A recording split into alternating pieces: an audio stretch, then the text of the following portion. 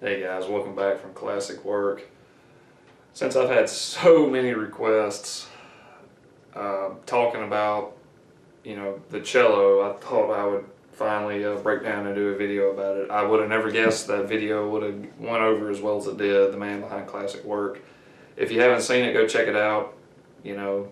Find out a little bit more about my background and why I got into certain things and why I didn't and all that kind of stuff. So it was a pretty good video. I had a lot of good comments about it. Even people in my own personal life have even said nice things about it. So the big question is, why the cello? What was my more or less drive or push to play that? So originally, since I was a little scrawny kid back in the day, I didn't play a lot of sports, and I really didn't have any talent as far as like physical strength or anything like that. So I was always real interested in music, and I wanted to play like the piano and normal instruments basically. And I wanted to play the violin, and we had kind of looked around for like a teacher for a little bit, or somebody who actually played so that we could get some insight. And we learned that there was a man that lived here in my hometown that played a string instrument, and we found out what his name was. A great gentleman. His name was William Whiteman Harden. Everybody called him Whiteman, which was a very unusual name, but everybody called him by his middle name pretty much. So Mr. Harden, great guy. We went to go see him, and I went up to him at the time. This was back in 1997. I asked him, I said, "Hey, my name is Ethan and I want to learn how to play the violin." Well, he looked at me and he said, "Well, I don't play the violin, I play the cello." And no joke, this is exactly what I said. I looked at him, I didn't know what that instrument was, and I said, "Okay then, I'll play that." And that's how I more or less got to play the cello. So Mr. Harden had a set of rules back then. He was an older gentleman. I think he was probably in his early 70s at the time. He may have been in his late 60s. I can't hardly remember. I have to look that up and see. But he told me more or less, he said, "Well, I don't teach anybody under the age of 8. He said, "How old are you?" And I was kind of bummed out, and I said that I was 7. And apparently it didn't stifle my spirits none, and I said, "Well, I'll see you next year," pretty much. And no joke, I'll never forget, it was in '98, the next year.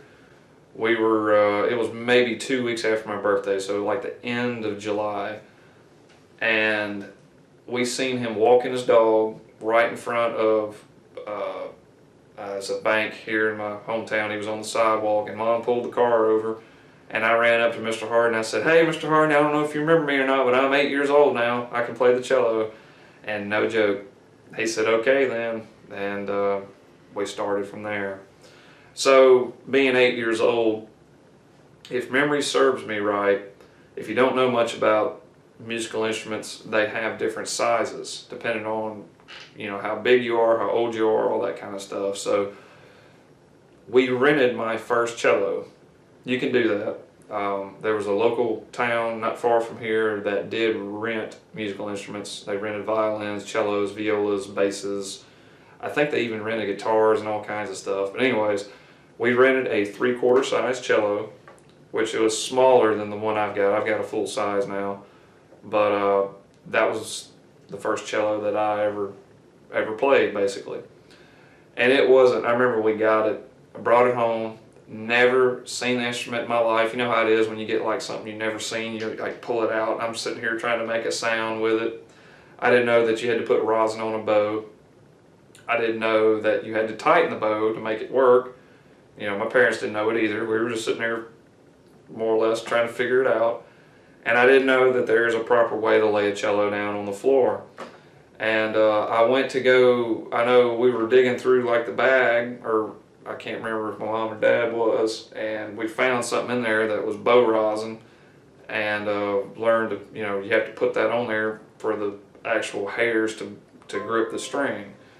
And I didn't know that, And I remember I left the cello sitting up against the chair that I was sitting in. I went to go get the rosin, and the cello actually slipped off the edge of the chair and it hit the floor, and it broke the neck. So here we are.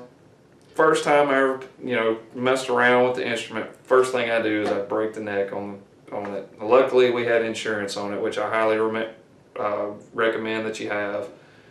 And we had to take it back and all kinds of stuff. Anyways, I got my second cello, 3 days after I got my first one. But anyways, so second cello, I went to go see Mr. Harden at that point. We didn't try to do anything else after that, and he taught me the basics, more or less. And Mr. Harden was actually a very good teacher. He had a style of, he loved church hymns. He grew up in the Methodist church all of his life, and we played a lot of hymns that, I grew up, in it all my life. We played hymns I had never heard before, like The Guiding Hand. There was another one we played a lot. Of course, Sweet Hour, Sweet Prayer.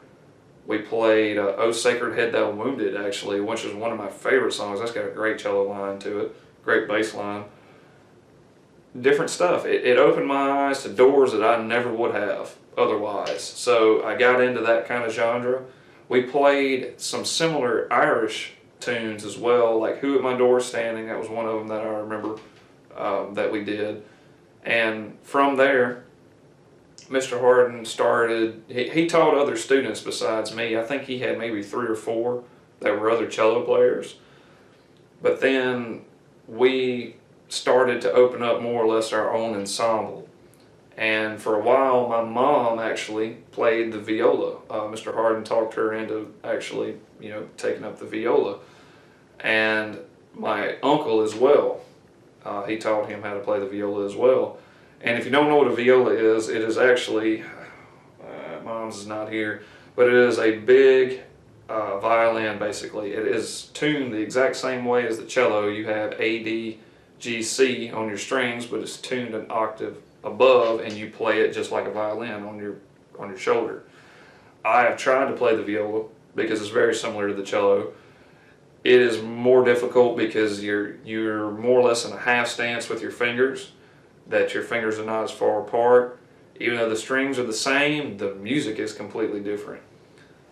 They play in a clef that's actually called alto clef, and it's different. It is viola clef, and it is actually 1 step above bass clef, and you wouldn't think that would be a big deal, but when you read their music, it is completely different. So yeah, that's a harder instrument to play. The viola is one of the instruments that I would say is probably the least popular out of the string ensemble, more so than the cello, and there are not many cellists. So anyways, getting off track. So we had our own little ensemble, and we played together for roughly, it was around 2 years, I think, till I was about 10 years old. Mr. Harden had some health problems. He had some form of cancer. I can't remember if it was colon or possibly bladder cancer. And he had gotten kind of down and sick, and he had to quit teaching me, which was it was a terrible thing. It really was. But Mr. Harden opened the door to, the rest of my career, pretty much playing the cello. So after Mr. Harden couldn't teach me anymore, I kind of gave up the cello for 3 years. It wasn't until we learned that the town, not too far away from us, they had a student orchestra that was called Suzuki Strings, basically. And they needed cello players. And I'll never forget, we went up there, or I can't remember how we heard about it. I don't even remember. They said that they needed cello players, and Mom said, well, you haven't played the cello in a while. Do you want to go try it? And I was kind of reluctant at first, but I finally went up there. And, I was used to reading music and everything. I was classically taught by Mr. Harden, so that wasn't a big deal. And we got up there, and Miss Diane, the concert master, great concert master by the way, she taught the entire orchestra, and she was a brilliant first violinist. And we went up there, and we got set up and everything like that. I met one of the other cello players. She was much older than I was at the time, but they pretty much just threw me in there. You know, here's some music, play it. You know, and I tell you, you know, when you got I was 13 at the time.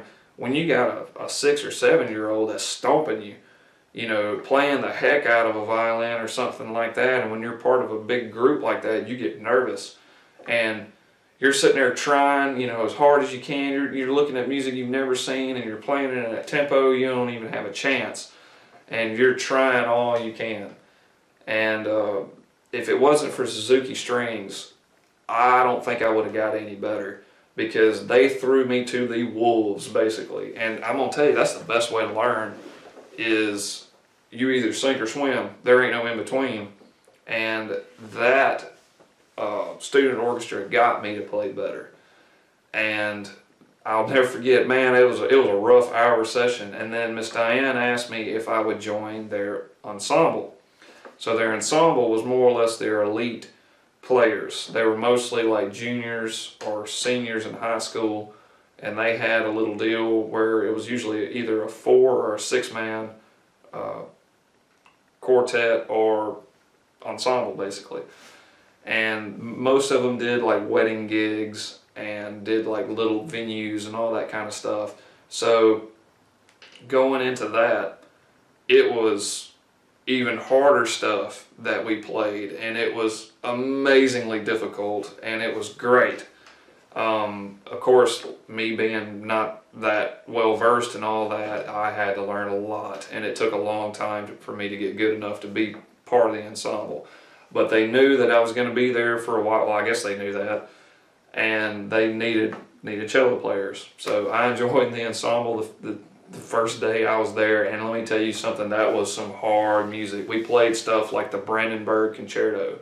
We played all kinds of wedding music, like the Entrance to the Queen of Sheba, all, you know, hornpipe music, water music, all that. It was all, most of it was classical, some of it wasn't, and a lot of Irish tunes, and it was all demanding, and it forced me to get better, basically.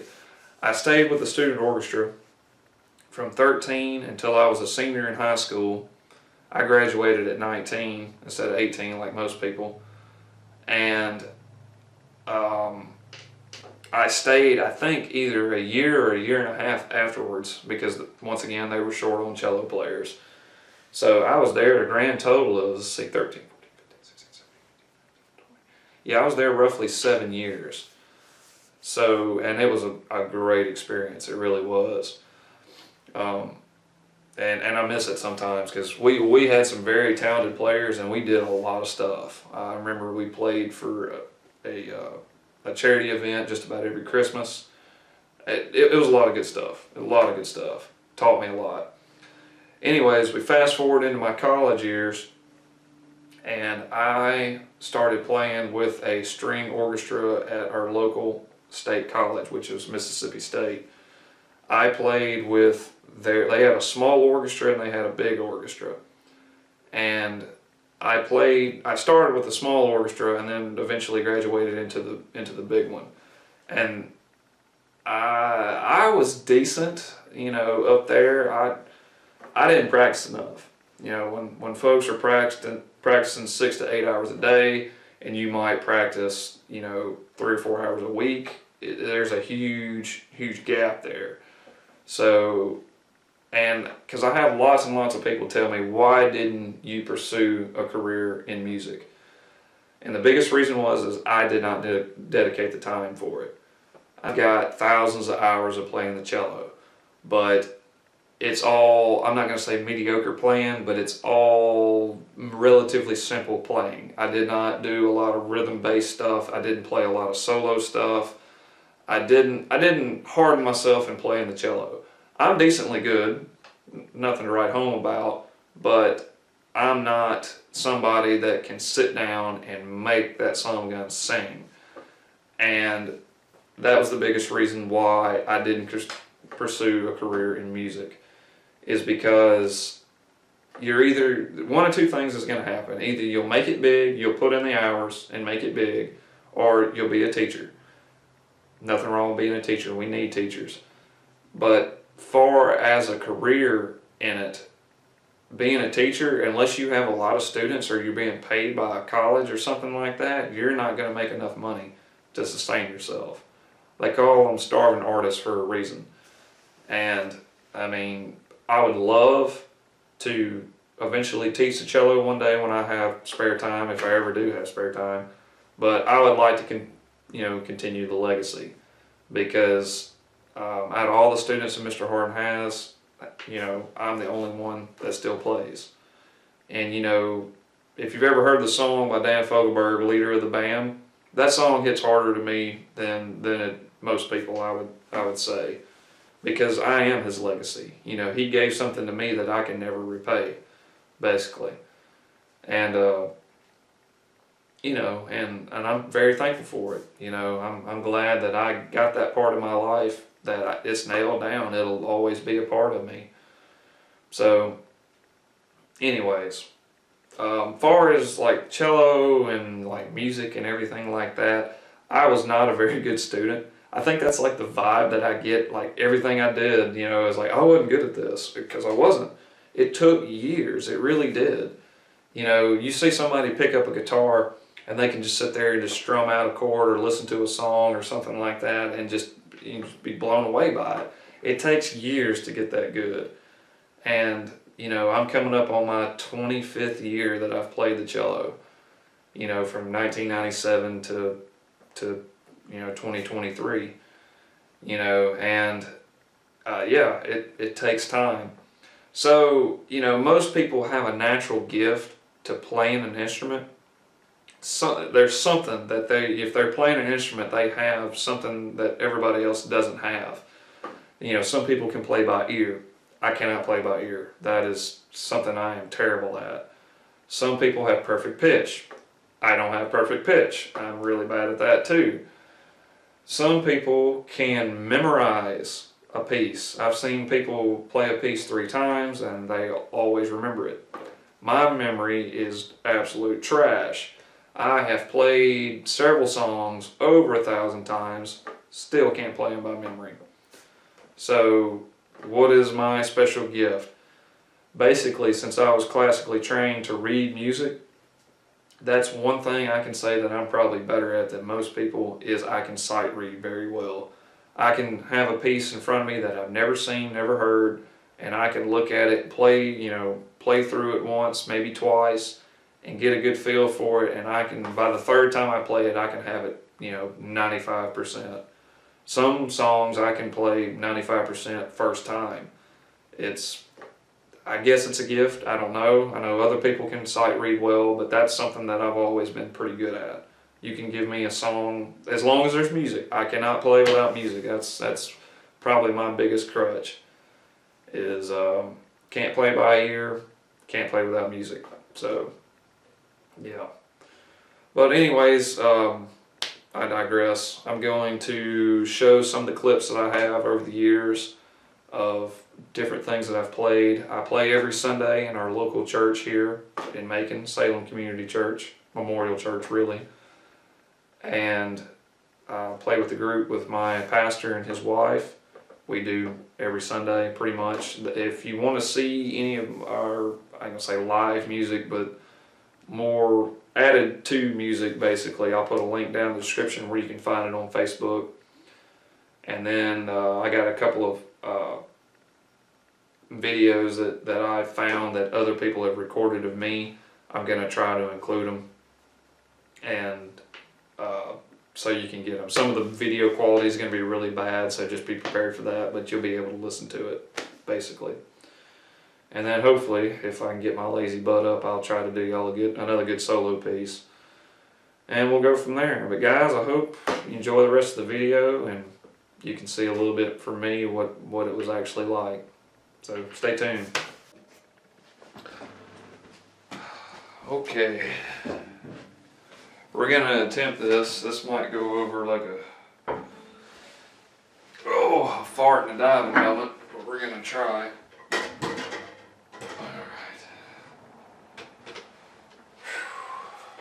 Wish me luck.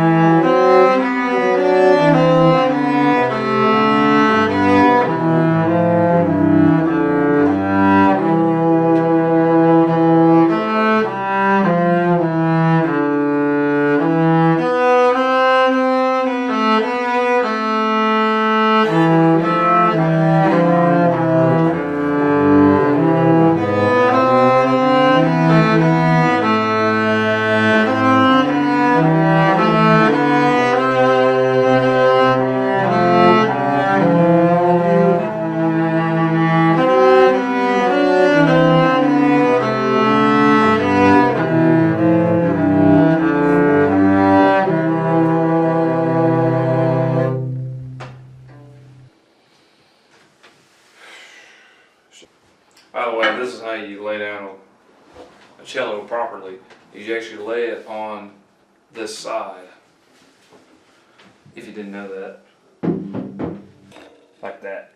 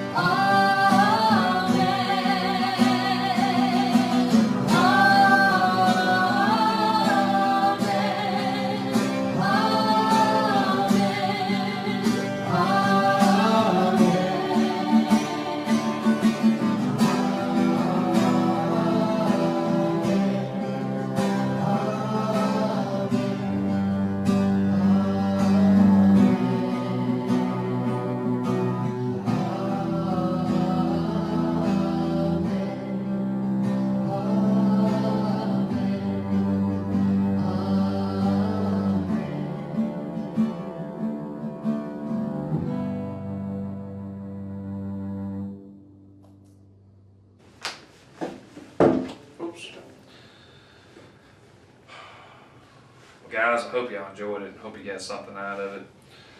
I'm going to show you one other little cool thing about the cello, in case you didn't know. How you can tell if a cello has been well played or not. So this cello, I said that I started going to Suzuki Strings in 2003, and it was shortly after. We wasn't there probably, I don't know, maybe a couple of months, and I found another teacher, and they told me that I had grown up enough that I could have a full-size cello, and this is the first full-size cello that I ever owned. We bought it back in 2003. This is a 2002 model, I think. You can check a lot of times, the manufacturer. If they're looking through the F-holes, that's what these are called actually, on the side of the instrument. And there's usually a tag on the inside. And it says 2002 on it. That's when this cello was made. So I've had this cello personally since 2003. It's been a great instrument. It's got really, really good tone, and it wasn't a very expensive instrument compared to a lot of cellos out there. But this is a surefire way that you can tell that an instrument has been played. Is this corner right here. This is where your left leg rubs up against the instrument. And I don't know if you can see it. I'm going to try to get a good shot of it.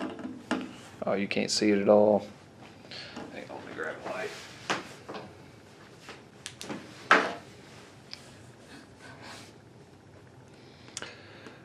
But you can see here that it's actually wore down from my leg rubbing up against it. It's pretty cool. The finish and everything is off of it, because you can see the finish is still good on this corner. But right here on that corner. So when you play, because I always thought this was neat when I was growing up. So when you actually play, your right leg is rubbing up against this side, your left leg is right here in this pocket. I don't know if you can see that from here, but that's exactly how it touches. And it takes a lot of years to wear a piece of wood to that thin. I've seen a lot of old cellos that this won't even be on the cello anymore. It done wore it off completely. So that's how you can tell if a cello has had a lot of years on it. So anyways, I hope y'all enjoyed it and hope you got something out of it. Till next time, y'all take care and God bless.